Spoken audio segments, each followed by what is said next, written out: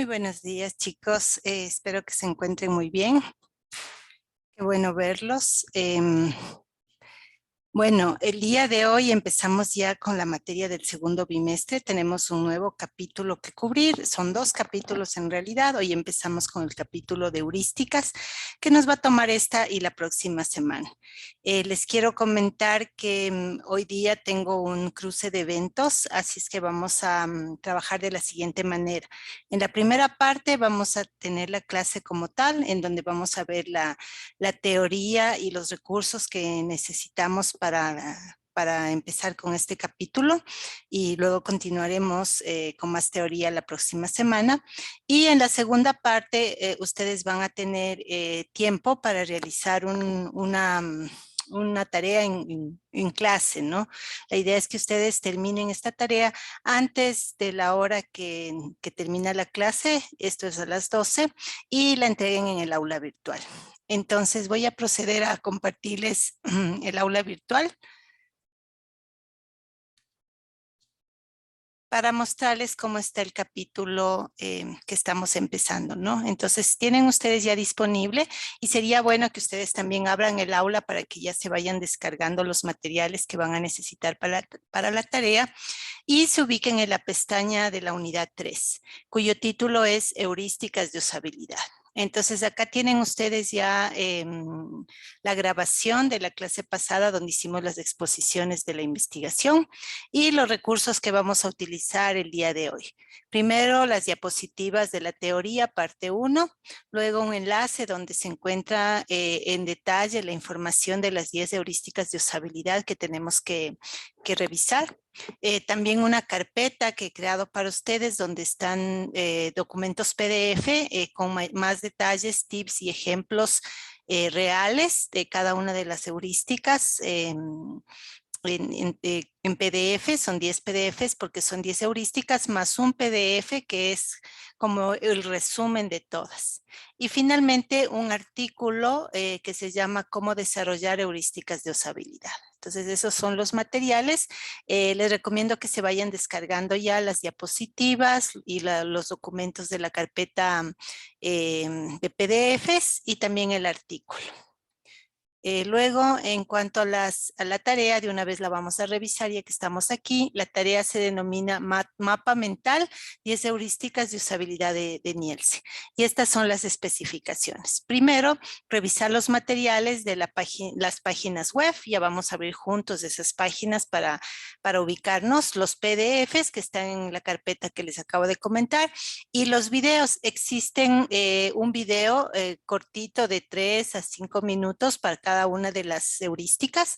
Entonces hay que verlos todos para que ustedes puedan realizar el trabajo. Y este es nuevamente el enlace en donde se encuentra toda la información que ya vamos a abrir juntos.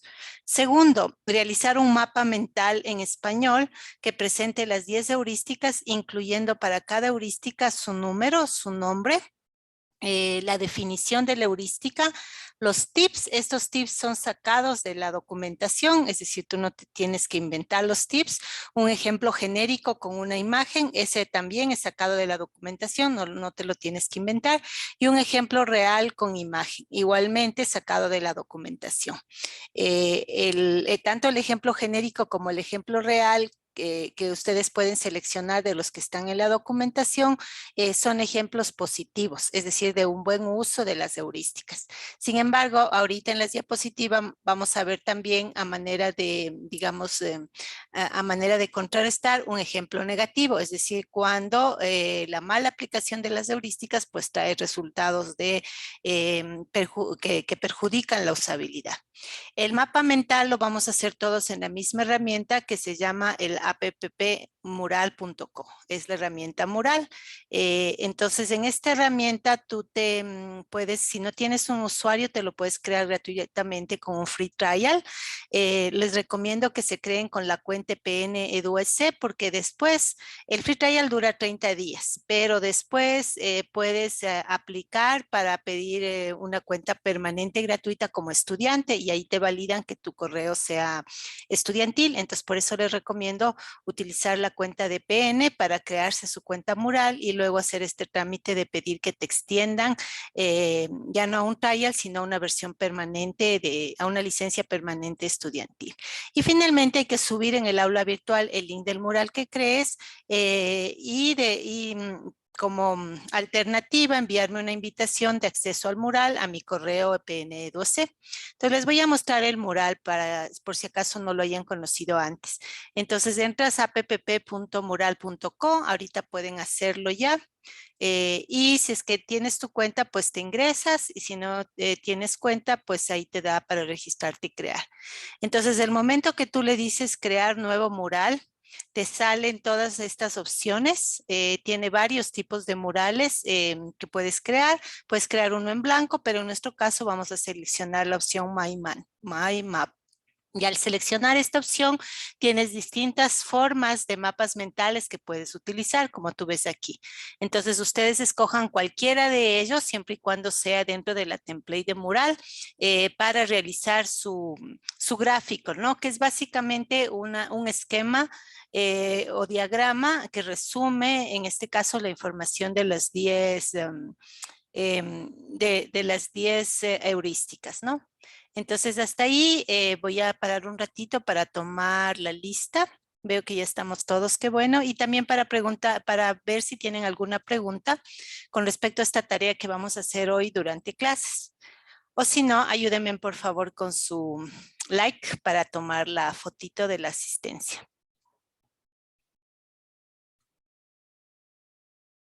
Gracias Andrés, Ismael, Bolívar, Brian y Ricardo. Chévere. Bueno, yo salí mal en la foto, pero ya nada. Entonces, ahora les voy a compartir el PowerPoint que corresponde a las diapositivas primera para revisar juntos la teoría inicial, ¿no? Entonces, denme un segundito para ubicar acá.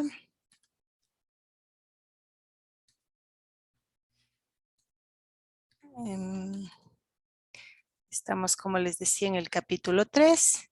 Y ahí está. Me avisan, por favor, si se ve correctamente. Si no hay cuadritos que estorben, porque el Zoom andaba un poquito inestable desde la otra ocasión. Bueno, me voy a poner por acá arriba. Ok, entonces, este capítulo se trata de hacer evaluaciones heurísticas, pero antes de hablar de cómo hacer una evaluación, que eso lo vamos a hacer tranquilamente la próxima semana, es importante que conozcamos el principal conjunto de heurísticas que existe para hacer evaluaciones de usabilidad. Y estas son las llamadas 10 heurísticas de usabilidad de Nielsen. Entonces aquí tenemos una fotografía justamente de Jacob Nielsen, que me parece que es alemán y todavía está activo y es uno de los personajes más, digamos, reconocidos a nivel de la industria en temas de usabilidad, de experiencia de usuario, etcétera. Entonces, él fue quien se inventó pues estas 10 heurísticas de usabilidad que son válidas hasta la fecha y que de hecho van a ser utilizadas para el proyecto que vamos a hacer en este semestre, ¿no?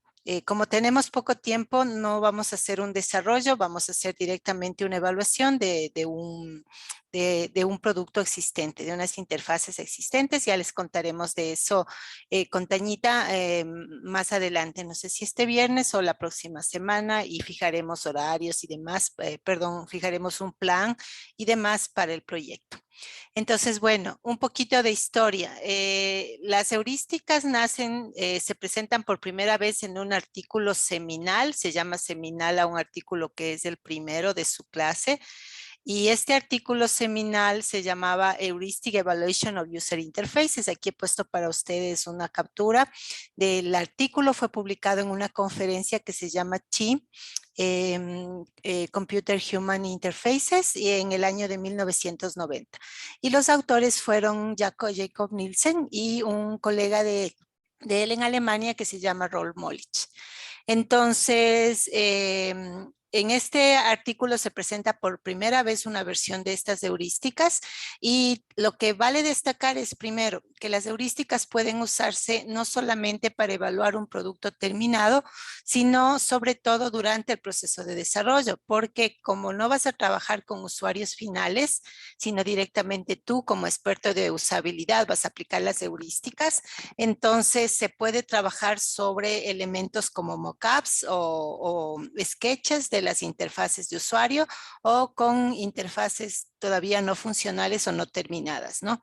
Entonces eso permite hacer evaluaciones durante el proceso para retroalimentar los temas de usabilidad. Segundo, lo que se recomienda es que la evaluación no la haga una sola persona, sino lo hagan entre 3 y 5 evaluadores expertos de manera independiente. Es decir, por ejemplo, todos nosotros analizamos el mismo producto, cada quien por su lado, y luego al final pues juntamos nuestras impresiones. Y la evaluación la hacemos contrastando las interfaces del producto con cada una de las heurísticas. Aunque bueno, eso vamos a conversar más detalladamente la próxima semana. Eso es básicamente lo que en este artículo señaló Nielsen en el año 1990. Unos años después, en el año 1993, Nielsen saca su libro clásico, que ya lo vimos en alguna clase anterior. ¿Se acuerdan esa portadita que tenía una persona, un río y algunos elementos que analizamos? Este libro se llama Usability Engineering y es la primera vez que se habla de la necesidad de que existe una ingeniería especializada en temas de usabilidad. Fue publicado en el año 1993 y durante esos años Nielsen hace mejoras en su lista de heurísticas y presenta la primera versión de lo que serían ya las 10 heurísticas que salen del resultado de hacer un análisis grande, detallado de factores comunes en todos los problemas de usabilidad de interfaces de usuario que se habían detectado en el estudio que él hace. Analiza como 300 productos distintos y va un poco dándose cuenta cuáles son los problemas que usualmente se presentan en temas de usabilidad y luego va sacando factor común. Y al sacar esos factores comunes es que llega a estas 10 heurísticas que las presenta en el capítulo 5, que está aquí la captura, ¿no? Entonces las secciones del 5.1 al 5.10 presentan los nombres y dentro de las secciones obviamente las descripciones, ejemplos y demás de cada una de las heurísticas.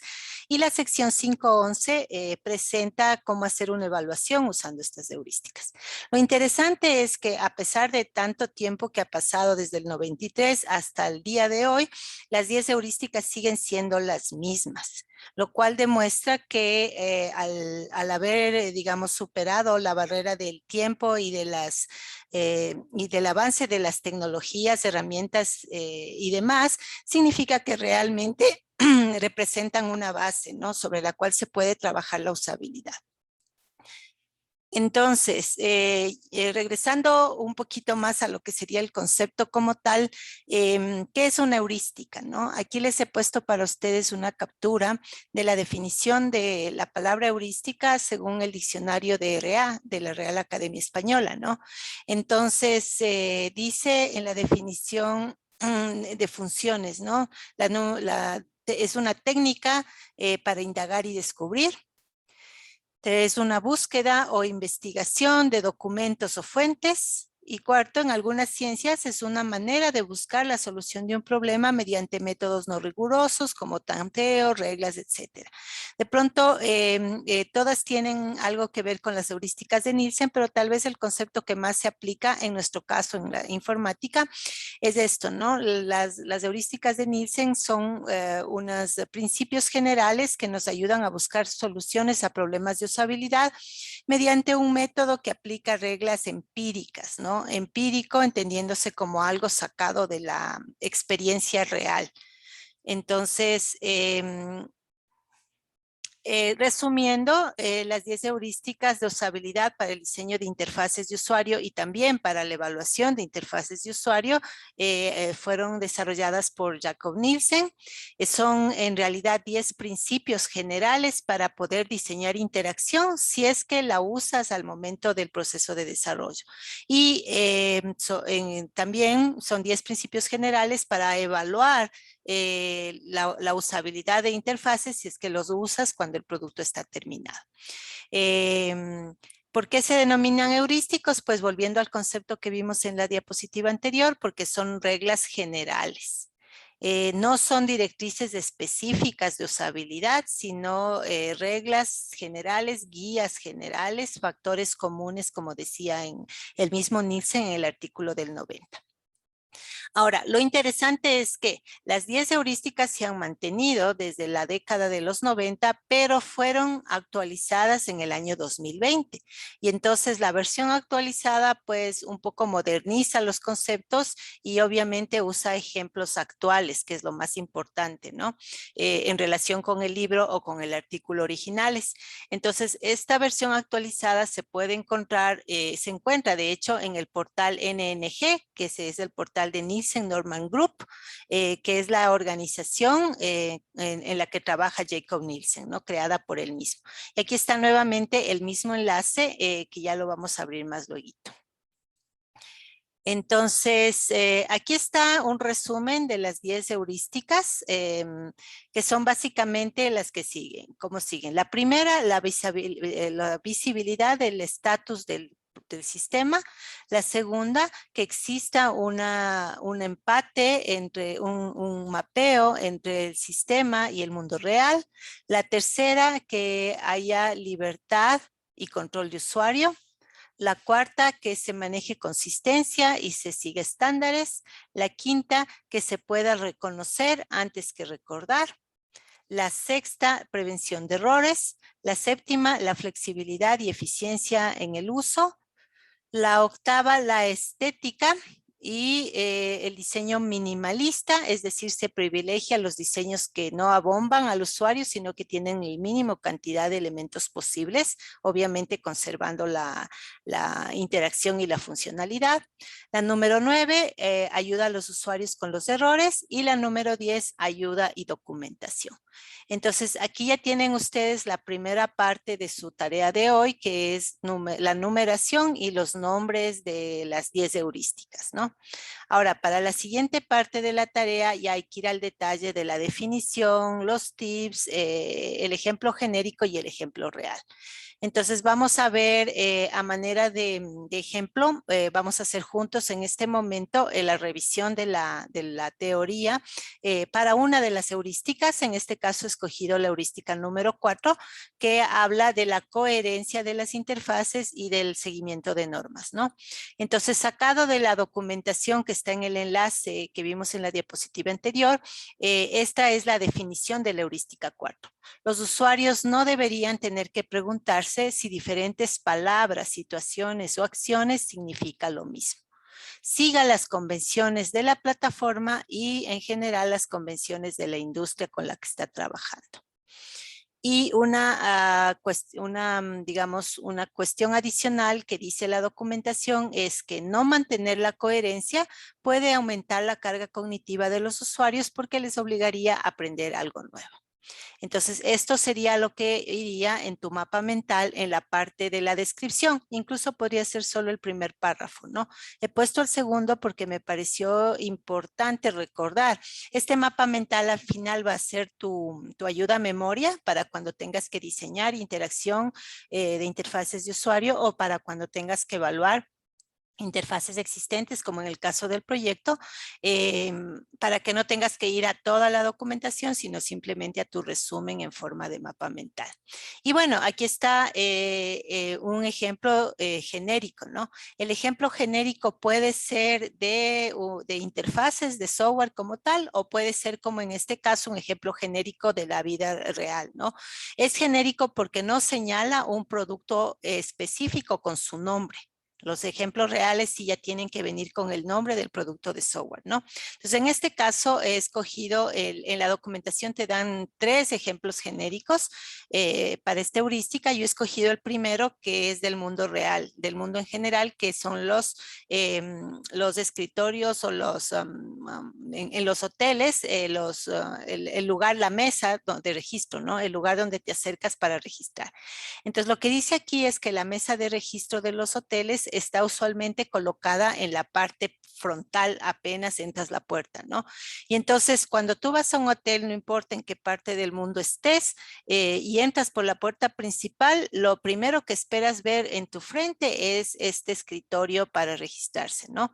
Entonces esto es una consistencia que cumple con mis expectativas como usuario y que además cumple con las convenciones de la industria. Entonces, un hotel que ponga por ejemplo, su escritorio de registro en el segundo piso no estaría dentro de lo que es la convención y eso afectaría la usabilidad.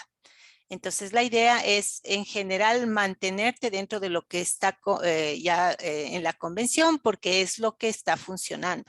Ahora, también hay que tomar en cuenta, en este caso del cumplimiento de normas, que también es importante innovar, ¿no? Pero tienes que estar seguro que la innovación que estás haciendo, es decir, salirte de la norma, funciona, para lo cual deberías hacer pruebas de usabilidad antes de experimentar libremente saliéndote de las heurísticas de Nielsen, ¿no? De eso vamos a ver un ejemplo en unas láminas a continuación.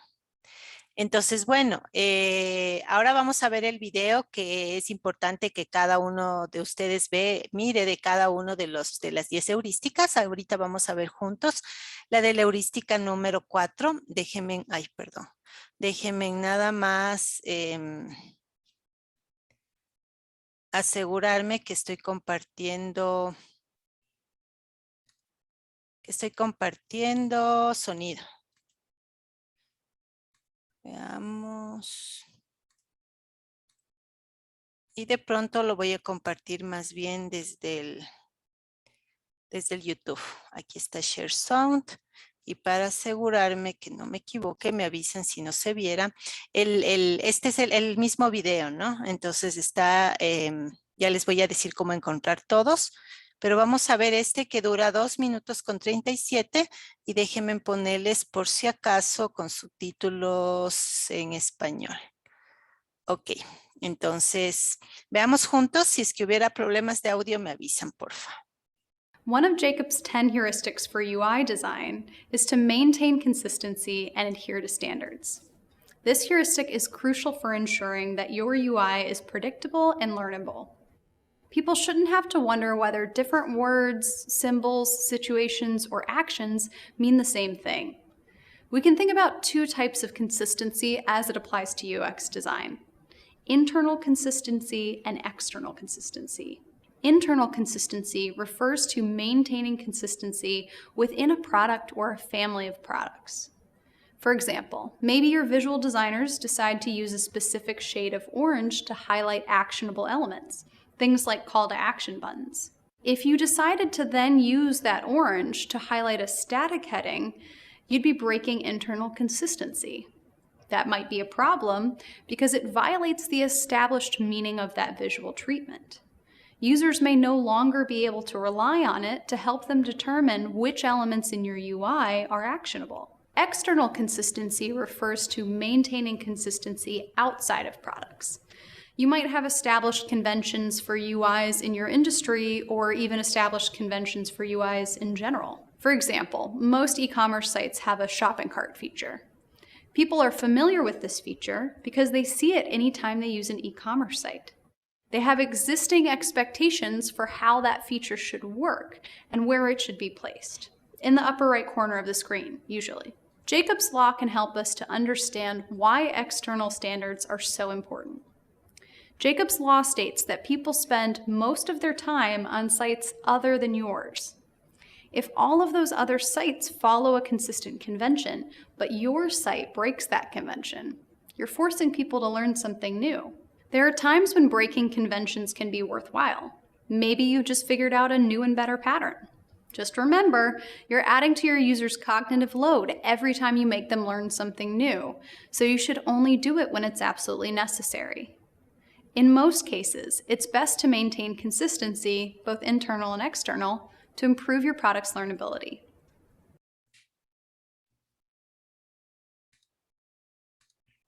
Ok, entonces mi recomendación es que ustedes vean primero el video porque te da como un resumen cortito y bastante bien hechito en realidad de toda la teoría detrás de cada una de las heurísticas.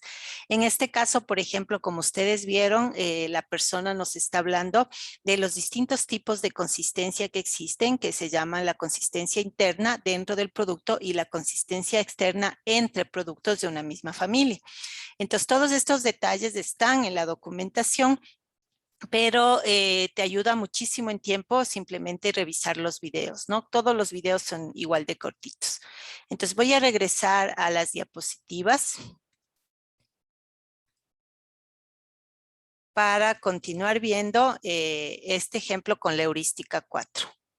Es importante que todos nosotros pasemos por este estudio de las 10 heurísticas para poder tener la clase de la próxima semana, que es ya el uso de las heurísticas como tal. Entonces, por eso la importancia de este trabajo de lectura y comprensión que tenemos que hacer de cada una de ellas, ¿no? Entonces, la tarea consiste en dar el nombre, el número, el nombre de la heurística, una pequeña descripción, un ejemplo genérico y un ejemplo real. Entonces, en este caso, por ejemplo, he tomado justamente lo que hablaba la chica en el video, el caso de los carritos de compra, pero con algunos elementos adicionales como consistencia externa, ¿no? Fíjense que aquí tenemos tres distintos interfaces. La una es de un almacén muy conocido en Europa y Estados Unidos que se llama IKEA. Ellos venden muebles. La otra es de Target. Este es el símbolo de Target, que también es una cadena de almacenes bastante conocida en Estados Unidos y está en varios países del mundo. Y son otros dos sitios que yo no conozco, pero que se llaman Etsy y Grindr. ¿Sí? Entonces, todos ellos tienen la funcionalidad de vender en línea, ¿no? Entonces, fíjense en la consistencia. De esto ya habíamos hablado en alguna de las clases anteriores con respecto a la barra de búsqueda, ¿no? Entonces, aquí está en la parte superior el cajón de search de búsqueda en IKEA. Más o menos en el mismo sitio encuentras el cajón de búsqueda de Target y lo mismo en Etsy y en Grindr. Entonces, fíjense en la consistencia de dónde encuentras este elemento de interacción en todos estos sitios, ¿no? A pesar de que son sitios, productos totalmente distintos de distintas empresas y realizado por distintos equipos de desarrollo, pero dado que hay una convención en la industria en pie de que el search se encuentra ahí, pues sería muy loco de tu parte que en el siguiente interfaz que tú hagas para compras, le pongas la búsqueda, no sé, en la parte de abajo o algo así, ¿no? Otro elemento de consistencia es, por ejemplo, el logueo del usuario, ¿no? Entonces, siempre lo vas a encontrar en la esquina superior derecha, ¿no? Entonces, en el caso de IKEA está aquí puedes ver tu fotito y tu nombre, si estás logueado, acá está en Target, prácticamente en el mismo sitio, en el mismo espacio dentro de la interfaz, lo propio en Etsy, este es el usuario, y en Grindr varía un poquito, no usa un icono, usa las palabras My Account, pero está básicamente en el mismo lugar. Entonces, nuevamente, automáticamente tú como usuario, cuando quieres ver si estás logueado o no y qué nombre de usuario tienes, pues buscas en este espacio, ¿no? Y finalmente, lo que decía la chica en el video, el carrito de compras. El carrito de compras, que es lo que finalmente nosotros queremos, es decir, que los usuarios terminen haciendo una transacción, tiene que ser también visible de una manera consistente, ¿no?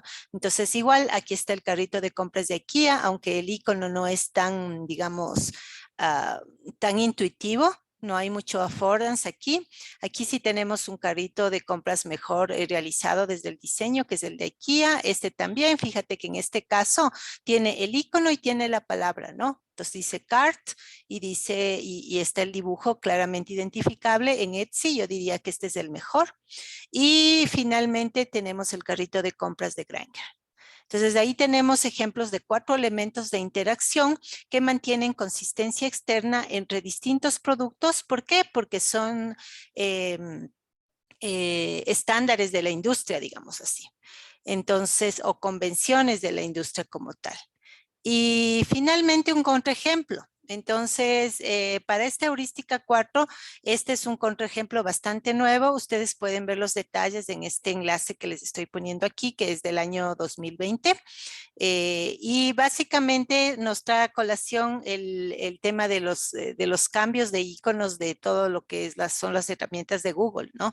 Entonces, el artículo en TechCrunch publicado en el año pasado, en octubre, dice directamente, los nuevos logos de Google son malos.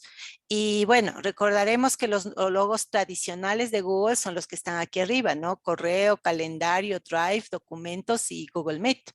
Pero hace poco, unos meses atrás, Google decidió hacer una actualización, mandarnos todos a una cosa que se llama Workspace y de pasito, según Google, modernizar los iconos, ¿no? Y estos son el resultado, ¿no? Entonces, fíjense en cómo el icono de correo pasó a ser esta M.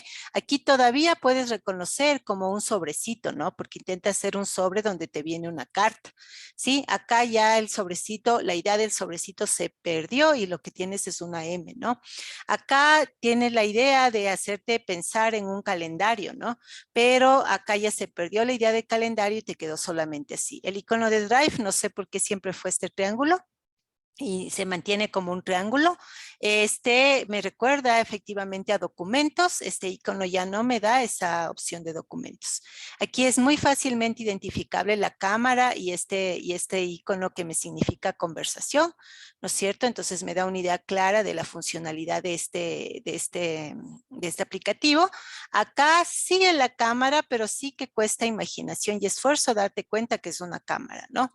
Entonces, como ustedes ven, aquí sí está tratando de estandarizar más o menos colores. Sin embargo, si ustedes ponen ojo crítico, que es lo que nosotros tenemos que poner cuando somos especialistas de usabilidad, no hay consistencia en los colores. Si bien es cierto, la gama de colores es la misma, fíjense en ustedes cómo en el icono nuevo de correo, el orden de los colores es azul, rojo, rosado, naranja y verde. Lo cual no sucede, por ejemplo, en el icono del Drive. En el icono del Drive los colores son celeste, azul, verde, amarillo y un rojo. Entonces no tiene el mismo orden, ¿no?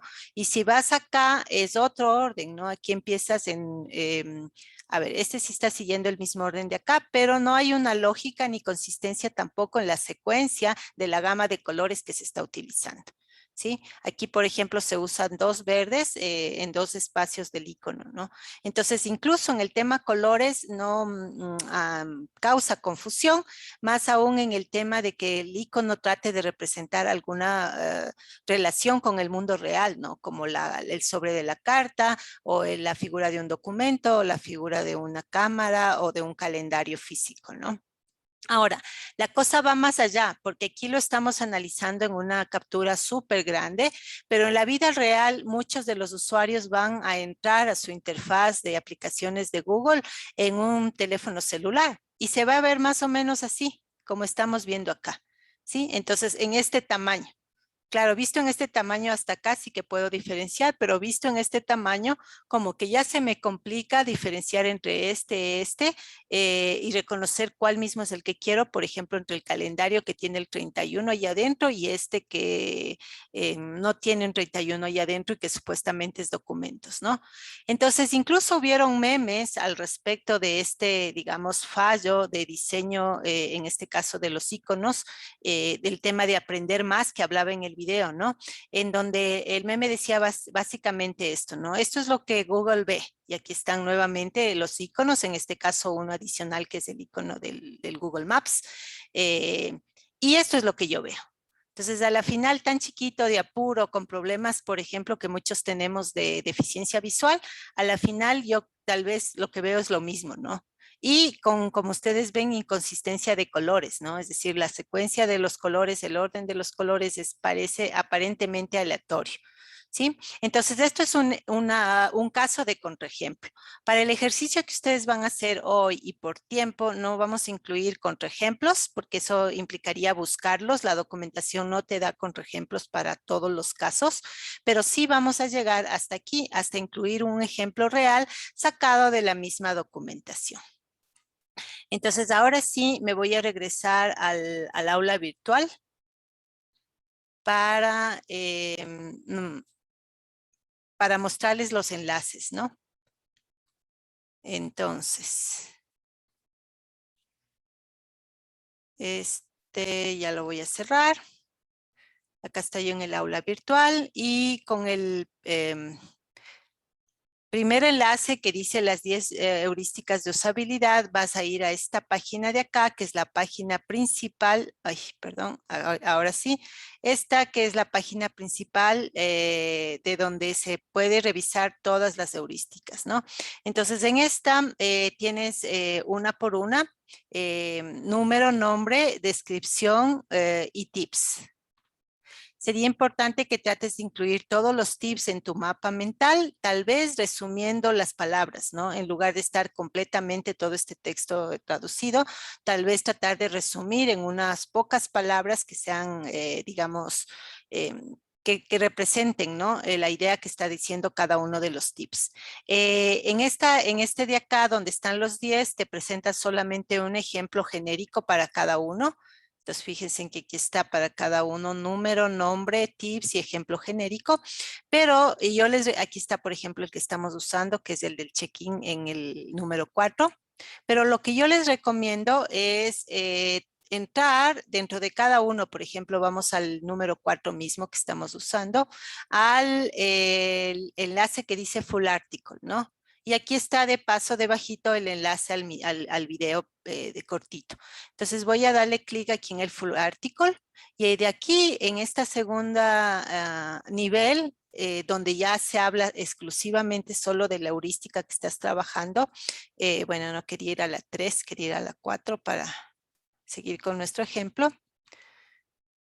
En este caso es de 3 minutos, en el otro era de 2 minutos del video. Aquí ya habla solamente, exclusivamente toda esta página de la heurística número 4 y vas a volver a repetir, ¿no es cierto?, la información de la descripción con un poco más de detalle. Y aquí viene ya la teoría, ¿no? Recuerden que en el video nos hablaban de que existen dos tipos de consistencias, la consistencia interna. Aquí estamos mostrando ejemplos de Microsoft Office, ¿no? Entonces, este es el Word, el otro es el Excel y este de acá abajo es el PowerPoint. No sé si ustedes se han fijado que PowerPoint varía un poquito la barra de herramientas y suele resultar confuso, pero entre Word y Excel es prácticamente la misma, ¿no? Entonces mantiene consistencia entre los productos de una misma familia y incluso mantiene consistencia entre productos, ¿no? Si tú hablas el Word de Office y hablas el Open Office, por ejemplo, también hay consistencia en donde encuentras las opciones, en este caso de un procesador de textos, ¿no?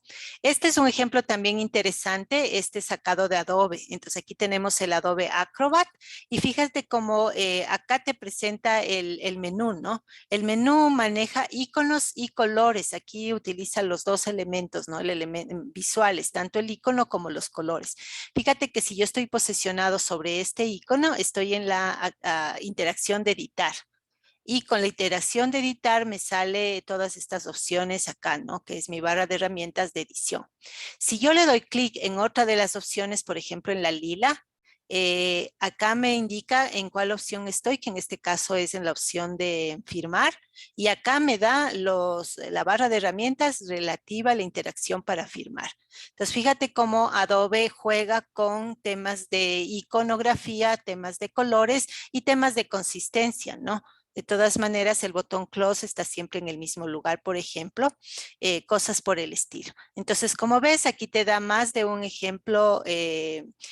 Aquí este es un ejemplo del software de Atlassian. Y aquí está el que habíamos analizado como contraejemplo. Entonces te da más de un ejemplo real, ¿no? Eso en cuanto a consistencia interna. Ahora viene la consistencia externa, el ejemplo que yo les había mostrado hace un rato en las diapositivas.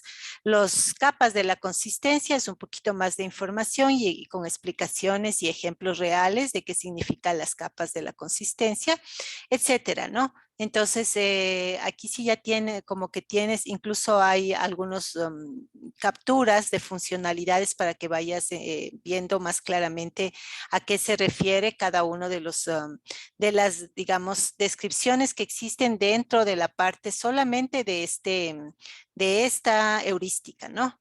Y entonces, así como tienes de todas las heurísticas. Y finalmente, puedes también valerte de los PDFs, ¿no? Entonces acá les he compartido una carpeta en Dropbox donde les he colocado todos los PDFs. Ahorita se puso lento mi internet. Mientras trata de llegar allá, les voy a abrir de aquí, ¿no? Entonces, este es el PDF, por ejemplo, justamente de la heurística 4, ¿no? Nuevamente, número, nombre, descripción, tips. Aquí están los tips incluso un poquito más resumidos, puedes sacar de acá. Igual hay los ejemplos genéricos, en este caso 3 ejemplos genéricos. En el video, por ejemplo, destacaba el tema de consistencia de colores, tipografía, dónde están los componentes, etcétera, ¿no? Entonces, ese es el material. Considero que el grupo Nielsen ha hecho un trabajo bastante interesante en este año pasado, 2020, para actualizar sus materiales, modernizarlos tanto en el look and feel como en la terminología y sobre todo en los ejemplos, ¿no? Entonces, realmente vale la pena este par de horas que ustedes van a dedicar a continuación durante esta clase, hacer esta revisión individual y conforme vas revisando, pues ir creando tu mapa mental que te va a servir para el futuro. Entonces, eso es lo que yo les quería contar. No sé si tienen alguna pregunta, alguna duda con respecto a la tareita que vamos a hacer a continuación. Les escucho. Bueno, les noto súper calladitos hoy, así es que voy a hacer al menos yo una pregunta.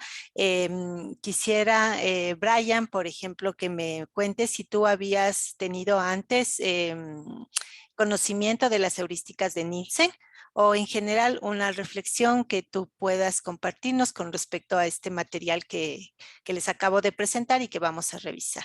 Te escuchamos, Brian. Sí, pero no había tenido la oportunidad antes de escuchar acerca de ese conocimiento de esas cosas. Entonces sí fue nuevo ver todo eso y bueno, como reflexión sí puedo decir que es bastante interesante lo que estábamos acabando de ver.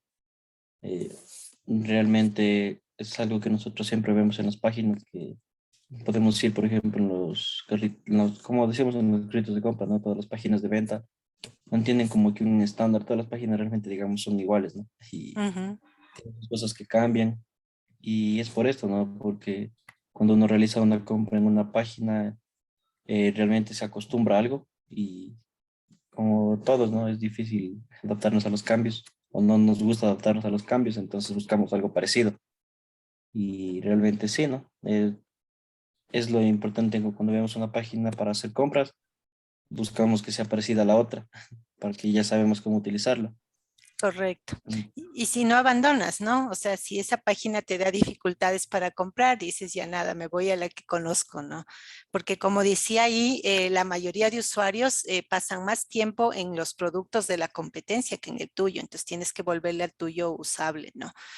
O sea, atractivo más bien. Recuerden también la ley de usabilidad de Krug, ¿no? La que decía, la primera, don't make me think, no me hagas pensar.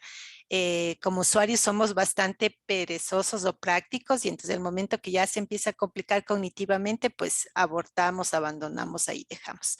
Gracias, Brian. Ricardo, quisiera primero igual la misma pregunta, si es que habías oído antes de las 10 heurísticas de Nielsen, y segundo, tu reflexión con respecto al caso específico del contraejemplo de los iconos de Google. No sé qué puedes opinar o si has leído algo al respecto o si has tenido una experiencia, o sea, o cuál es tu experiencia personal si trabajas con herramientas de Google con respecto a este cambio de look and feel de los iconos. Te escuchamos, Ricardo. Bueno, profe, yo tampoco no he escuchado sobre esta evaluación de heurística, entonces, pero pienso que es muy importante, puesto que eh, como es de evaluación nos ahorra dinero, pues no requieren llevar a cabo pruebas con usuarios. Entonces, creo que eso es importante. Entonces, y sobre los iconos de Google, sí me ha pasado, entonces era casi como la imagen que al principio no podía distinguir muy bien, tenía problemas con el icono que es del documento, entonces no, yo como le reconocía por el documento que le icono de color azul, entonces ahora cambio solo con diferentes colores. Entonces, eso, bro. Ujú. Efectivamente, resulta muy confuso ese cambio, ¿no? Que representa el aprender los nuevos significados de los iconos y demás, carga cognitiva que valdría la pena analizar si vale o no vale la pena y si te quita de pronto mercado, ¿no? Con el producto como tal dentro de los usuarios finales. Entonces, bueno, me alegro de estarles presentando material nuevo. La idea es que todo esto complemente tu formación como ingeniero de software y puedas tener mejores competencias que profesionales de otras universidades, ¿no? De tal manera que la empleabilidad de ustedes o los emprendimientos de ustedes pues sean lo más exitosos posible. Para terminar hoy les quiero mostrar el último recurso que me falta mostrarles, que es este artículo, porque bueno, ahorita nos hemos centrado en el tema de las interfaces. Me avisan, porfa, si se está viendo el aula virtual. Nos habíamos centrado, perdón, en las 10 heurísticas de Nielsen, pero ahí no queda la cosa, ¿no? En este artículo de acá, lo voy a abrir rápidamente para mostrárselos, porque pues como vamos a estar haciendo la tarea, no vamos a tener tiempo de revisarlo después, entonces lo vamos a revisar ahorita juntos. Este artículo, si es que se abriera, está súper lento mi compu. Ahí está. Ok. Entonces, este artículo fue publicado en la revista Computer Standard Interfaces. Es una revista súper difícil de ser publicado. Lo sé por experiencia porque un artículo que publicamos ahí nos tomó casi más de 2 años que lograr la publicación. Es del año 2017 y para variar, y como ya estamos acostumbrados, es una revisión sistemática de literatura, ¿no? Y en este caso, esta revisión que hacen estas dos investigadores de la Pontificia Universidad Católica de Valparaíso en Chile, habla de cómo desarrollar heurísticas de usabilidad. Porque si bien es cierto, las 10 heurísticas de Nielsen son, digamos, las más conocidas, son como los 10 mandamientos dentro de la que es de heurísticas, no necesariamente son las únicas, ¿no? Y de hecho lo que se explora es la necesidad de ir creando heurísticas especializadas para distintos tipos de necesidades o dominios, ¿no? Entonces, en esta revisión sistemática de la literatura, lo que hacen los autores es preguntarse, les voy a mostrar las preguntas de investigación. Déjenme ver dónde estaba. Bueno, aquí hace un poco la parte teórica de qué es una heurística, bla, bla, bla. Y aquí están las preguntas de investigación. Déjenme ver si me permite ponerle un poquito más grande. Entonces, esto es lo que buscan ellos en esta revisión. Primero, ¿cómo se desarrollan heurísticas de usabilidad? Aquí les lanzo la idea de una posible tema de tesis, si es que acaso les está gustando mucho esta temática de la ingeniería de usabilidad, ¿no? Entonces, tú podrías hacer el desarrollo de un conjunto de heurísticas de usabilidad para productos del área financiera, se me ocurre, para sistemas de salud de telemedicina, se me ocurre, etcétera, ¿no? Entonces, ¿cómo se desarrollan las heurísticas de usabilidad? Si es que existen metodologías para establecer heurísticas de usabilidad, y si existen estas metodologías, ¿qué es lo que proponen? ¿No? Proponen procesos formales o proponen procesos sistemáticos y además cómo se validan las heurísticas de usabilidad que se obtienen. Entonces, para resumirles el cuento, a la final describe cómo de todos los artículos que se encuentran, cómo cada uno de ellos hizo el desarrollo, ¿no? Luego, en la pregunta número 2 se llega a la conclusión de que no existe una metodología que tú puedas seguir como una receta de cocina para sacar heurísticas, ¿no? Es decir, cada uno de los autores un poco se inventó su propio proceso de desarrollo de heurísticas y hasta ahora no hay un proceso publicado, aceptado, estandarizado a nivel de ingeniería de software para desarrollo de heurísticas de usabilidad. Ahí hay un tema de investigación, pero ese sí ya sería un tema de investigación doctoral, es decir, crear la metodología. Lo que yo les propongo a ustedes como una posible tesis es desarrollar un conjunto de heurísticas para un área específica usando un proceso propio tuyo, tal como establecen aquí los autores analizados, ¿no? Y bueno, para validar las heurísticas, pues hay que ponerlas en la experimentación, ¿no? Llevarlas al campo y ver si funcionan o no, haciéndolas ser usadas por expertos. Entonces, les voy a mostrar. No me quiero ir a pesar de que ya estoy con el tiempo justo, sino mostrarles al menos algunas de las cosas que encontraron, ¿no? Entonces, encontraron a la final 85 artículos relacionados con el tema de heurísticas de usabilidad. Eso como para que ustedes se den cuenta de que sí hay investigación y avances haciéndose en esta área de solamente específica de heurísticas de usabilidad.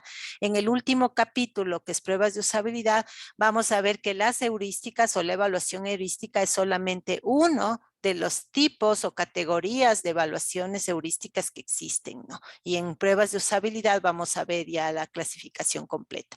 Entonces, solo en este tipo específico, que es evaluación de usabilidad usando heurísticas, ellos encuentran 85 artículos, ¿no?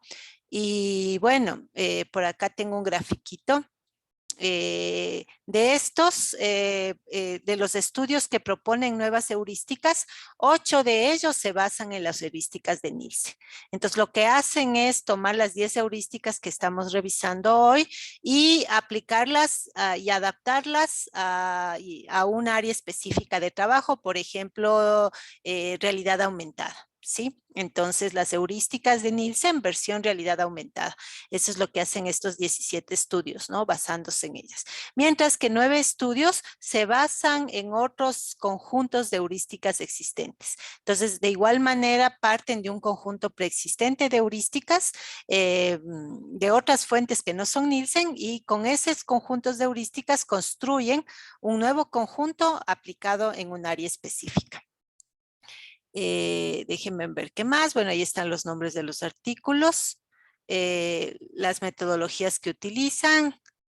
Y aquí están los dominios. Esto les quería mostrar como para que tengamos una idea de cómo ya puedes especializar el tema de las heurísticas. Las heurísticas de Nielsen son genéricas, ¿no?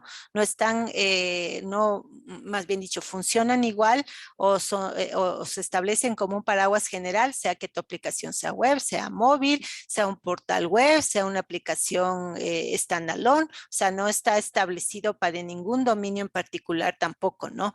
En cambio, en estos estudios sí que tratan de ir a dominios específicos. Por ejemplo, heurísticas para la usabilidad de portales del sector público, heurísticas para grid computing, heurísticas de usabilidad para mundos virtuales, heurísticas de usabilidad para sitios web de salud. Es decir, cómo puedes analizar la usabilidad de los sitios web de salud, con qué heurísticas se basarían tus expertos para hacer ese análisis, para lo que es televisión digital interactiva, es decir, el manejo de las televisiones inteligentes y los menús que las televisiones proveen, redes sociales, heurísticas para revisar Facebook, Twitter, etcétera.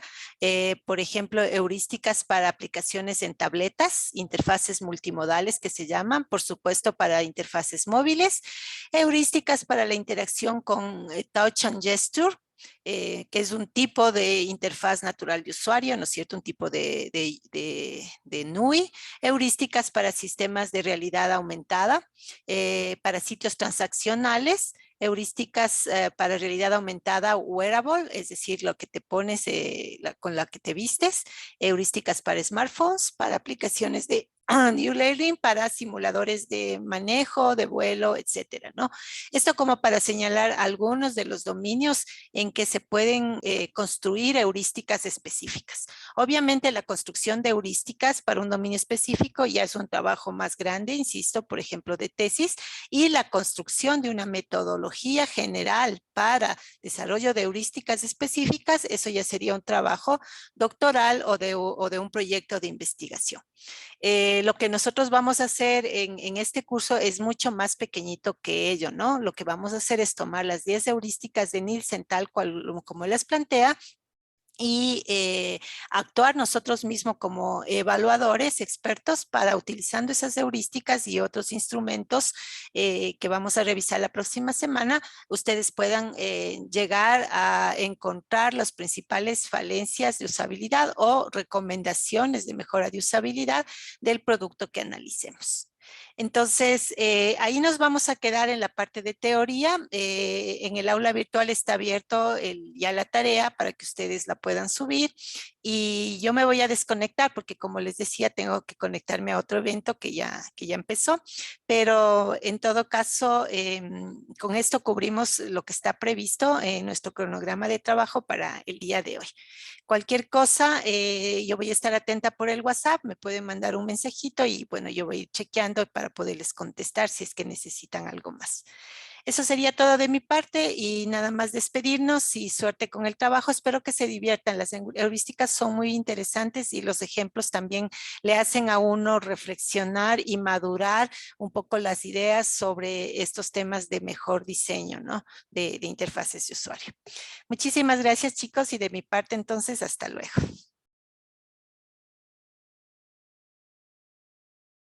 Hasta luego, profe. Chao, Andresito, Gracias, que profe. estés Hasta muy luego. bien. Luego, Ya nos profe. vemos, Luego, profe. Ismael. Chao, Bolívar, Hasta luego, hija. Andrés. Chao, chao, que les vaya bien. Les veo por el WhatsApp cualquier cosa. Chao, Ricardo.